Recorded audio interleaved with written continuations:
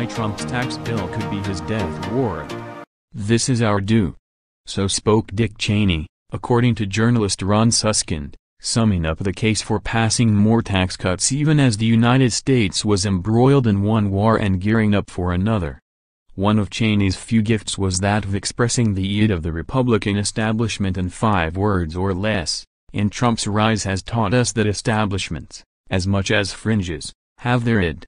This is our due joined Reagan proved deficits don't matter and fuck yourself and summing up the mood after the Republican sweep in the midterms of 2002. The last of these was voiced in 2004, but the spirit was enduring. I start with this digression in order to set the stage for understanding the massive package of tax cuts that's soon going to hit Donald Trump's desk for signing.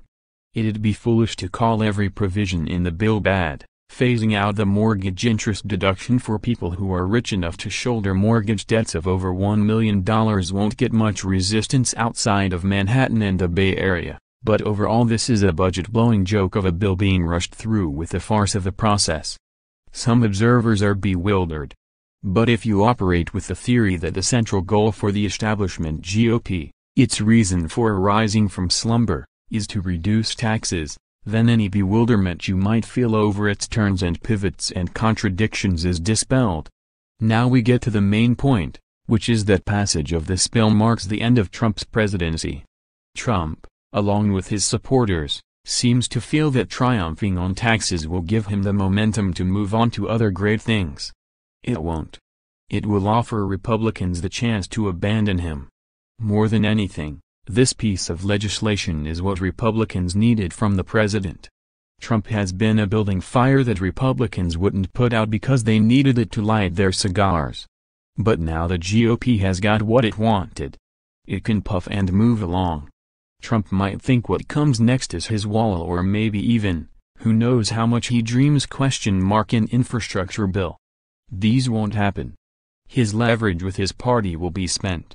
Even minor reforms to immigration policy are unlikely to happen. Trump is reportedly set to appoint Tom Cotton, the lone immigration wonk among Republicans in the Senate, to the CIA, where Cotton will abandon domestic legislation in favor of foreign threat assessments. With his reputation for hawkishness, Cotton will, as the joke goes, fill a much-needed void. With Senate Majority Leader Mitch McConnell, nothing is brash or loud. He won't denounce Trump in fiery orations. We'll just notice that Trump's enemies seem to be having easier time circling in on him.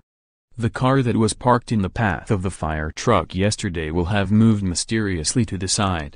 McConnell will clear his throat and look the other way as Trump's foes charge through. Trump might have no choice but to push through this bill, and he no doubt likes what it does. But tax cuts were also Trump's bargaining chip in dealing with the GOP. He's about to let that chip go, just as the GOP is about to let Trump go.